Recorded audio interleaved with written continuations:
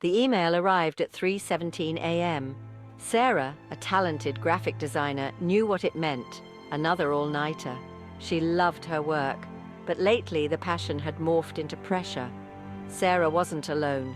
A recent Gallup study revealed a staggering 76% of employees experience burnout, with 28% feeling it frequently. This hustle culture we've glorified has a dark side. We celebrate busyness and equate long hours with success. But at what cost? Burnout is a state of emotional, physical, and mental exhaustion caused by prolonged exposure to overwhelming stressors. It's not just feeling tired. It's a deep sense of depletion that saps our energy, joy, and ability to function. Sarah, like many others, found herself trapped in a vicious cycle. She pushed harder, sacrificing sleep, relationships, and self-care. The result? Her creativity dwindled, replaced by cynicism and a sense of dread. Burnout was no longer a possibility, it was her reality.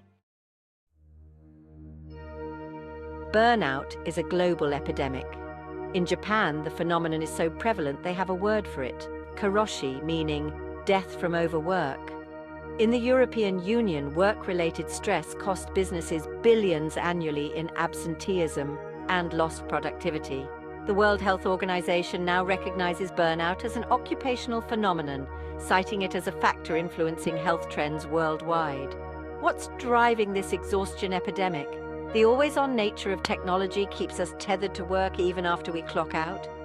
The gig economy, while offering flexibility, often lacks stability and benefits, adding financial stress to the mix. Add to that global uncertainties like economic instability, climate change, and political polarization, and it's no wonder people are feeling overwhelmed.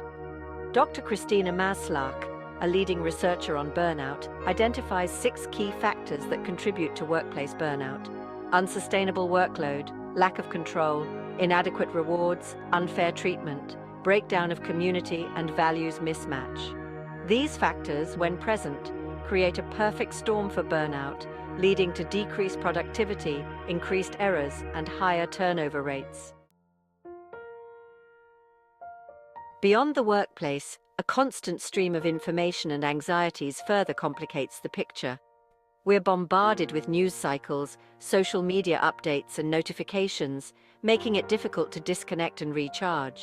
This digital overload contributes to a state of chronic stress, characterized by elevated cortisol levels and a constant feeling of being on edge.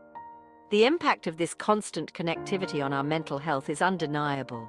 Studies show a strong correlation between excessive social media use and increased rates of anxiety, depression, and loneliness. The pressure to present a curated version of ourselves online adds another layer of stress, particularly for young professionals navigating an increasingly competitive world. This constant state of hyperarousal takes a toll on our sleep. We scroll through our phones in bed, the blue light disrupting our melatonin production. We lie awake, worrying about work deadlines, financial pressures, or the state of the world. Sleep deprivation further exacerbates burnout, creating a vicious cycle of exhaustion, anxiety, and reduced cognitive function.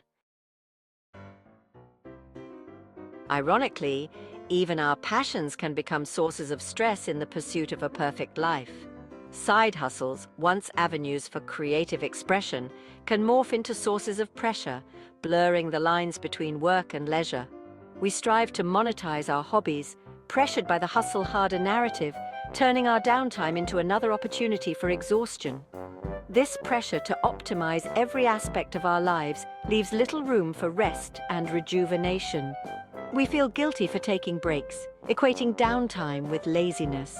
We push ourselves to the brink, ignoring our body's signals to slow down until we reach a breaking point. This relentless pursuit of achievement can lead to a sense of emptiness, a feeling that we're never enough no matter how much we accomplish. The key is to redefine success. It shouldn't be measured solely by productivity or income. True success encompasses our well-being, our relationships, and our ability to experience joy and contentment. It's about finding a sustainable pace that allows us to thrive in all areas of our lives, not just survive them. Section 5. The body keeps score. Burnout's physical calling card. Burnout doesn't just impact our minds, it manifests physically. Chronic stress weakens our immune system, making us more susceptible to colds, infections, and other illnesses. We experience digestive issues, headaches, muscle tension, and sleep disturbances. Long-term burnout increases the risk of serious health problems like heart disease, stroke, and type 2 diabetes. The signs of burnout can be subtle at first. We might dismiss them as simply being stressed out or a bit under the weather, but ignoring these early warning signs can have serious consequences. Our bodies are constantly communicating with us, sending signals when we're pushing too hard. It's crucial that we learn to listen to these signals and respond with compassion, not judgment. When we experience chronic stress, our bodies release hormones like cortisol and adrenaline. These hormones trigger our fight or flight response, which was designed to protect us from immediate danger. However, in a state of chronic stress, this response becomes maladaptive, leading to a cascade of negative effects on our physical health. Section 6. Rethinking Success. From hustle to holistic well-being. Combating burnout requires a societal shift, a move away from the glorification of busyness and the constant pressure to do more. It starts with recognizing that rest is not a reward, it's a necessity. We must create a culture where setting boundaries, prioritizing self-care, and seeking help when needed are not seen as weaknesses, but as strengths. Employers have a crucial role to play in creating healthier work environments. This includes promoting work-life balance, providing access to mental health resources, and fostering a culture of support and respect. Leaders who prioritize employee well-being not only create a more humane workplace, but also boost productivity and reduce turnover. Individually, we can start by redefining what success means to us.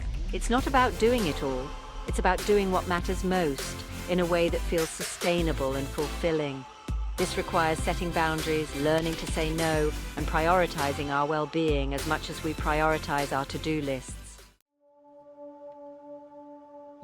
Section 7. Small steps, big impact. Reclaiming your peace.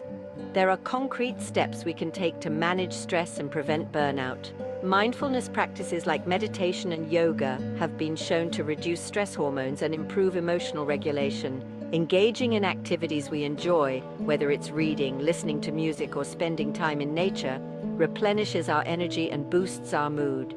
Prioritizing sleep is crucial. Aim for 7 to 9 hours of quality sleep each night. Create a relaxing bedtime routine. Limit screen time before bed and ensure your bedroom is cool, dark, and quiet.